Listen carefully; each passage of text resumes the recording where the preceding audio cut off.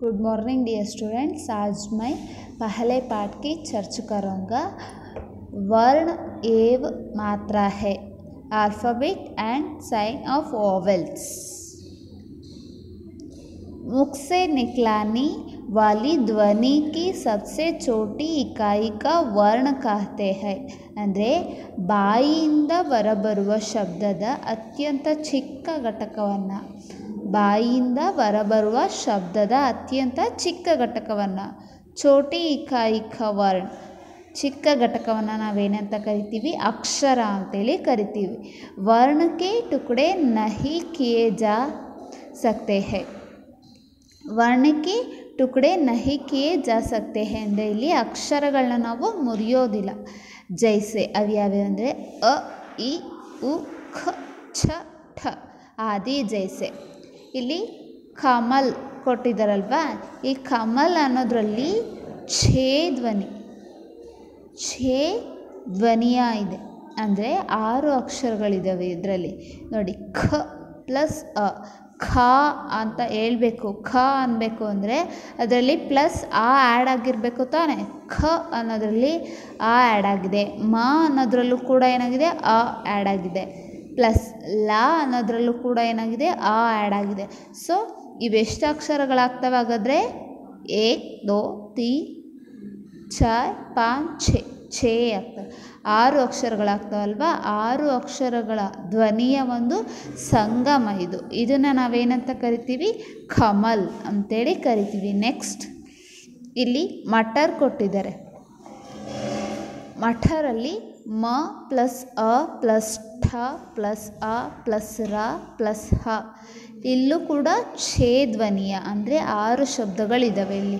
ಅದು ಏನಾಗುತ್ತೆ? ಮಠರ್ ಆಗುತ್ತೆ, ಅಂದರೆ ಸ್ವರಗಳ ಜೊತೆಗೆ ಇಲ್ಲಿ ವ್ಯಂಜನಗಳು ಕೂಡ ಏನಾಗಿದ್ದಾವೆ ಸೇರಿಕೊಂಡಿದ್ದಾವೆ। इस प्रकार हमने देखा कि कमल तथा मटर शब्द 6 ಧ್ವನಿयों से मिलकर बना है। ಇಲ್ಲಿ ಕಮಲ್ ಮತ್ತು ಮಟರ್ ಅನ್ನೋ 2 ಪದಗಳು 6 ಧ್ವನಿयों से मिलकर बने हैं ಅಂದರೆ 6 ಶಬ್ದಗಳನ್ನ ಅಕ್ಷರಗಳನ್ನ ಏನಾಗಿದೆ ಹೊಂದಿದೆ, ಸಂಗಮವಾಗಿದೆ। ಮಿಲ್ಕರ್ ಅಂದರೆ ಏನಾಗಿದೆ? ಸಂಗಮವಾಗಿದೆ ಅಂತೇಳಿ ಅರ್ಥ। ನೆಕ್ಸ್ಟ್ ವರ್ಣಮಾಲಾ ಆಲ್ಫಾಬೆಟ್। वर्ण के व्यवस्थित समूह को ವರ್ಣಮಾಲಾ कहते हैं। ವರ್ಣಮಾಲೆ ಅಂದರೆ ವರ್ಣಗಳ ಅಕ್ಷರಗಳ ಒಂದು ಗುಂಪನ್ನು ಸಮೂಹವನ್ನು ನಾವೇನಂತ ಕರಿತೀವಿ? ಇಲ್ಲಿ ವರ್ಣಮಾಲಾ ಅಂತ ಕರಿತೀವಿ, ಅಂದರೆ ವ್ಯವಸ್ಥಿತ ಅಕ್ಷರಗಳ ಗುಂಪನ್ನು ವರ್ಣಮಾಲಾ ಅಂತೇಳಿ ಕರಿತೀವಿ।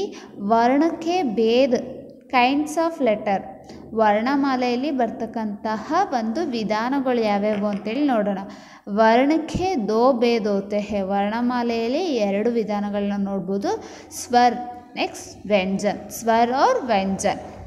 फर्स्ट स्वर ओवेल, जिन वर्णों में बोलने में किसी दूसरे वर्णों की सहायता न लेनी पड़े उन्हें स्वर कहते हैं। हिंदी में 11 स्वर होते हैं। अ, इ, ऊ, ऊ, रू, ए, ऐ, ओ, औ। स्वर, जिन वर्णों में बोलने में किसी दूसरे वर्णों की सहायता न लेनी पड़े उन्हें स्वर कहते हैं। ಅಂದರೆ ಹಿಂದಿಲಿ ಸ್ವರಗಳನ್ನು ನಾವು ಈ ಅಕ್ಷರಗಳನ್ನ ಬಳಸುವಾಗ ಯಾವ ಬೇರೊಂದು ವರ್ಗದ ಅಕ್ಷರದ ಸಹಾಯವನ್ನು ಕೂಡ ನಾವು ಪಡೆಯೋದಿಲ್ಲ, ಅಂದರೆ ಸ್ವರಗಳೇನಾಗ್ತವೆ ಇಲ್ಲಿ ಸ್ವತಂತ್ರವಾಗಿ ಉಚ್ಚರಿಸಲ್ಪಡ್ತಾವಲ್ವ, ಅದರಿಂದ ಇವನ್ನ ಸ್ವರ್ ಅಂತೇಳಿ ಕರಿತೀವಿ। ಹಿಂದಿಲಿ 11 ಸ್ವರ ಹೋತೆ ಹೈ, ಹಿಂದಿಲಿ 11 ಸ್ವರಗಳನ್ನ ನಾವು ನೋಡ್ತಾ ಹೋಗ್ತೀವಿ। ಅವು ಯಾವ್ಯಾವಂದರೆ ಅ, ಇ, ಊ, ಊ, ರು, ಎ, ಐ, ಓ, ಔ 11 ಸ್ವರಗಳನ್ನು ನಾವು ಹಿಂದಿ ವರ್ಣಮಾಲೆಯಲ್ಲಿ ನೋಡ್ತಾ ಹೋಗ್ತೀವಿ। ನೆಕ್ಸ್ಟ್ दूसरो भेद व्यंजन कॉन्सोनेंट, जिन वर्ण के बोलने में स्वर की सहायता लेनी पड़ती है उन्हें व्यंजन कहते हैं। ये 33 होते हैं। जिन वर्णों के बोलने में स्वर की सहायता लेनी पड़ती है ನಾವು ವ್ಯಂಜನವನ್ನು ಪ್ರೊನೌನ್ಸಿಯೇಷನ್ ಮಾಡಬೇಕಂದ್ರೆ ಹೇಳಬೇಕಂದ್ರೆ बोलने में ಹೇಳಬೇಕಂದ್ರೆ ಸ್ವರ್ ಕಿ ಸಹಾಯತ ಸ್ವರದ ಸಹಾಯವನ್ನು ಪಡ್ಕೊಂಡು ಹೇಳುವಂಥ ಅಕ್ಷರಗಳನ್ನ ಇಲ್ಲಿ ಏನಂತ ಕರೀತಾರೆ ವ್ಯಂಜನಾಕ್ಷರಗಳು ಅಂತೇಳಿ ಕರೀತಾರೆ. 33 होते हैं ವ್ಯಂಜನಾಕ್ಷರಗಳು ಹಿಂದಿಲಿ ಎಷ್ಟಿದ್ದಾವೆ ಅಂದರೆ 33 ಇದ್ದಾವೆ. ಅವು ಯಾವ್ಯಾವು ಅಂತೇಳಿ ನೋಡ್ತಾ ಹೋಗೋಣ. व्यंजन कॉन्सोनेंट्स. व्यंजन से तीन भेद है और 3 प्रकार है. फर्स्ट स्पर्श, अंतस्थ, ऊष्म. स्पर्श मीन्स म्यूट्स. ಇಲ್ಲಿ ನಾವು ಕನ್ನಡದಲ್ಲಿ ಕರಿತೀವಲ್ವಾ ಖ ವರ್ಗ, ಛ ವರ್ಗ, ಠ ವರ್ಗ, ಥ ವರ್ಗ, ಫ ವರ್ಗ. ವರ್ಗಗಳನ್ನ ಏನು ಮಾಡಿದ್ದೀವಲ್ವ ಆ ವರ್ಗಗಳನ್ನ ಇಲ್ಲಿ ಹಿಂದಿಲಿ ಏನಂತ ಕರಿತಾ ಹೋಗ್ತಾರೆ ಸ್ಪರ್ಶ್ ಅಂತೇಳಿ ಕರಿತಾ ಹೋಗ್ತಾರೆ. ಅಂತಸ್ ಸೆಮಿ ವೋವೆಲ್ಸ್, ಇಲ್ಲಿ ಬರ್ತಕ್ಕಂಥವೆಲ್ಲವೂ ಸೆಮಿ ವೋವೆಲ್ಸ್. ಆ್ಯಂಡ್ ದೆನ್ ಊಷ್ಮ್ ಸಿಬ್ಲಿಯೆಂಟ್ಸ್. ಇಲ್ಲಿ ಬರ್ತಕ್ಕಂಥ ಎಲ್ಲ ಅಕ್ಷರಗಳನ್ನ ನಾವು ವ್ಯಂಜನಾಕ್ಷರಗಳು ಅಂತೇಳಿ ಕರಿತಾ ಹೋಗ್ತೀವಿ. ಖ ಖ ಗ ಗ ನ್ಯ, ಛ ಛ ಜ ಜ ನ್ಯ, ಠ ಠ ಡ ಡ ಣ, ಥ ಥ ದ ದ ನ, ಫ ಫ ಬ ಬ ಮ, ಯ ರ ಲ ವ, ಶೇ ಶ ಸ ಹ. ಇಲ್ಲಿರ್ತಕ್ಕಂಥ ಅಕ್ಷರವನ್ನು ನಾವೇನಂತ ಕರಿತೀವಿ ಸ್ಪರ್ಶ್ ಅಕ್ಷರ ಅಂತೇಳಿ ಕರಿತಾ ಹೋಗ್ತೀವಿ. ಇಲ್ಲಿ ನ್ಯಾನ ನಾವು ಎರಡೂ ರೀತಿಯಲ್ಲೂ ಕೂಡ ಬರಿತಾ ಹೋಗ್ಬೋದು. ನೆಕ್ಸ್ಟು संयुक्त व्यंजन जॉइंट कॉन्सोनेंट्स. 2 व्यंजन से मिलकर बने व्यंजनों को संयुक्त व्यंजन कहते हैं. 2 ವ್ಯಂಜನ ಅಂದರೆ ಯಾವ 2 ವ್ಯಂಜನಾಕ್ಷರಗಳ ಮಿಲನವಾಗುತ್ತೋ ಅದನ್ನು ನಾವೇನಂತ ಕರಿತೀವಿ ಅಂದರೆ ಸಂಯುಕ್ತ ವ್ಯಂಜನ್ ಅಂತೇಳಿ ಕರಿತೀವಿ. ಅಂದರೆ ಇಲ್ಲಿ 2 ವ್ಯಂಜನಾಕ್ಷರಗಳು ಸೇರಿಕೊಂಡಿರ್ತವೆ, ಆದ್ದರಿಂದ ಇದನ್ನು ಏನಂತ ಕರಿತೀವಿ ಸಂಯುಕ್ತ ವ್ಯಂಜನ್ ಅಂತೇಳಿ ಕರಿತೀವಿ. 2 ವ್ಯಂಜನಗಳನ್ನು ಒಳಗೊಂಡಿರುವ ವ್ಯಂಜನಾಕ್ಷರಗಳು ಇಲ್ಲಿ. ಕ್ಷ ಕ್ಷ ಅನ್ನೋದು ಇಲ್ಲಿ 2 ವ್ಯಂಜನಗಳನ್ನ ಒಳಗೊಂಡಿದೆ. ಖ ಅನ್ನೋದು ಒಂದು ವ್ಯಂಜನ, ಶ ಅನ್ನೋದು ಒಂದು ವ್ಯಂಜನ. ಖ ಪ್ಲಸ್ ಶ ಈಕ್ವಲ್ಸ್ ಟು ಕ್ಷ ಆಗಿದೆ ಇಲ್ಲಿ, ಗೊತ್ತಾಯ್ತಲ್ವಾ? ಖ ಪ್ಲಸ್ ಶ ಈಕ್ವಲ್ಸ್ ಟು ಕ್ಷ ಆಗಿರೋದ್ರಿಂದ ಇದನ್ನು ಸಂಯುಕ್ತ ವ್ಯಂಜನ್ ಅಂತೇಳಿ ಕರಿತಾ ಹೋಗ್ತೀವಿ. ಅದಕ್ಕೆ ಎಕ್ಸಾಂಪಲ್ಸ್ ಕೂಡ ಕೊಡ್ತಾ ಹೋಗಿದ್ದಾರೆ. ಕ್ಷತ್ರಿಯ ಕಕ್ಷ. ನೆಕ್ಸ್ಟು ಥ್ರದಲ್ಲಿ ಥ ಪ್ಲಸ್ ರ 2 ವ್ಯಂಜನಗಳು ಸಮ್ಮಿಲನ ಆಗಿರೋದ್ರಿಂದ ಥ್ರ ಸಂಯುಕ್ತ ವ್ಯಂಜನ್ ಆಗಿದೆ. ಎಕ್ಸಾಂಪಲ್ಸ್ ತ್ರಿಶೂಲ್, ಚಿತ್ರ. ನೆಕ್ಸ್ಟು ನ್ಯ. ನ್ಯಾದಲ್ಲಿ ಜ ಮತ್ತು ಜ ಪ್ಲಸ್ ನ ಇದೆ, ಜ ಪ್ಲಸ್ ನ್ಯ ಇದೆ. ಸೊ ಯಜ್ಞ, ಜ್ಞಾನಿ. ಶ್ರದಲ್ಲಿ ಶ ಪ್ಲಸ್ ರ ಇದೆ, ಹಾಗಾಗಿ ಇದೇನಾಗುತ್ತೆ ಶ್ರ ಆಗುತ್ತೆ. ಎಕ್ಸಾಂಪಲ್ ಶ್ರಮ್, ಶ್ರೇಷ್ಠ. ನೆಕ್ಸ್ಟ್ द्वित्व व्यंजन.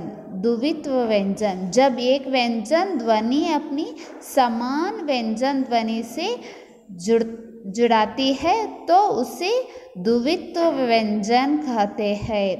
द्वित्व व्यंजन ಅಂದರೆ ವ್ಯಂಜನ ಧ್ವನಿಯನ್ನು ಅದೇ ವ್ಯಂಜನ ಧ್ವನಿಯೊಂದಿಗೆ ಸಂಪರ್ಕಿಸಿದಾಗ. ಜಬ್ ಏಕ್ ವ್ಯಂಜನ್ ಧ್ವನಿ ಅಪ್ನಿ, ವ್ಯಂಜನದ ಒಂದು ಧ್ವನಿಯನ್ನು ಸಮಾನ ವ್ಯಂಜನ್ ಅದೇ ವ್ಯಂಜನದ ಧ್ವನಿಯೊಂದಿಗೆ ಧ್ವನಿಸಿ ಜುಡಾತಿ ಹೈ ಸಂಪರ್ಕಿಸಿದಾಗ ತೋ ಉಸಿ ದ್ವಿತ್ವ ವ್ಯಂಜನ್, ಆವಾಗ ದ್ವಿತ್ವ ವ್ಯಂಜನ ಅಂತಕ್ಕಂಥದ್ದು ನಿರ್ಮಾಣ ಆಗುತ್ತೆ. ಕಹತೆ ಹೈ ಬರ್ತಾ ಹೋಗುತ್ತೆ. ಜೈಸೆ, ಅದಕ್ಕೆ ಎಕ್ಸಾಂಪಲ್ಸ್ ಕೊಡ್ತಾ ಹೋಗಿದ್ದಾರೆ. ಕಚ್ಛ, ಇಲ್ಲಿ ಛಗೆ ಇನ್ನೊಂದು ಛ ಬಂದಿದೆ ಅಲ್ವಾ, ವ್ಯಂಜನಕ್ಕೆ ಮತ್ತೊಂದು ವ್ಯಂಜನ ಏನಾಗ್ತಾ ಹೋಗಿದೆ, ಇಲ್ಲಿ ಸಂಪರ್ಕಿಸ್ತಾ ಹೋಗಿದೆ, ಸಮ್ಮಿಲನ ಆಗ್ತಾ ಹೋಗಿದೆ. ಅದಕ್ಕೋಸ್ಕರ ಇದನ್ನ ನಾವೇನಂತ ಕರಿತೀವಿ ದ್ವಿತ್ವ ವ್ಯಂಜನ್ ಅಂತೇಳಿ ಕರಿತೀವಿ. ಮಠಾಠ, ಬಚ್ಚ, ಬಿಲ್ಲಿ ಆದಿ ಎಕ್ಸೆಟ್ರಾ ಬರ್ತಾ ಹೋಗ್ತವೆ. ಇವೆಲ್ಲ ಯಾವುದಕ್ಕೆ ಉದಾಹರಣೆ ಆಗಿದೆ? ಎಕ್ಸಾಂಪಲ್ಸ್ ಅಂದರೆ ದ್ವಿತ್ವ ವ್ಯಂಜನಕ್ಕೆ ಉದಾಹರಣೆ ಆಗಿವೆ. ನೆಕ್ಸ್ಟ್ ಅನುಸ್ವರ್. अनुस्वर ध्वनि नाक से निकलाती है, इसका छिन्न हम है. ಅನುಸ್ವರ ಧ್ವನಿ ನಾಕ್ ಸೆ ನಿಕ್ಲಾತಿ ಹೈ. ಅನುಸ್ವರ ಧ್ವನಿ ಅಂತಕ್ಕಂಥದ್ದು ಮೂಗಿನಿಂದ ಬರ್ತಕ್ಕಂಥ ಒಂದು ಅಕ್ಷರ ಆಗಿದೆ. ಇಸ್ಕ ಇದರ ಚಿಹ್ನೆ ಇಲ್ಲಿ ಕಾಣಿಸ್ತಿದೆ ಅಲ್ವಾ, ಅಹಂ. ನೆಕ್ಸ್ಟು ಅನುನಾಸಿಕ್, ಚಂದ್ರಬಿಂದು ಕೋ ಅನುನಾಸಿಕತಃ ಚಿನ್ ಕಹತೆ ಹೈ. ಇಲ್ಲಿ ಕಾಣಿಸ್ತಿದೆ ಅಲ್ವಾ, ಇದನ್ನು ನಾವು ಚಂದ್ರಬಿಂದು ಅಂತೇಳಿ ಕರಿತಾ ಹೋಗ್ತೀವಿ. ಈ ಚಂದ್ರಬಿಂದುನ ಜಿನ್ ವರ್ಣ ಪರ್ ಅನುನಾಸಿಕ್, ಈ ಒಂದು ಚಂದ್ರಬಿಂದುವನ್ನು ನಾವು ಅನುನಾಸಿಕ ಅಕ್ಷರದಲ್ಲಿ ಲಗಾ ರಹತಾ ಹೈ. ಉನ್ಕೆ ಉಚ್ಚಾರಣ ಮೇ ವಾಯು ನಾಕ್ ಔರ್ ಮುಹ ದೋನೋ ಸೆ ಬಾಹರ್ ನಿಕ್ಲಾತಿ ಹೈ.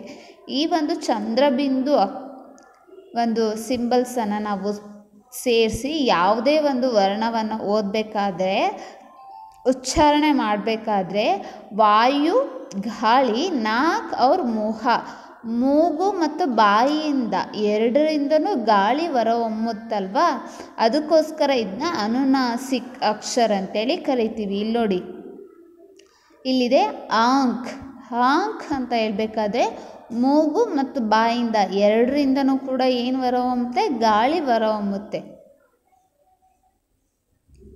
उनके उच्चारण में वायु गाली नाक और मुह दोनों से बाहर निकलाती है.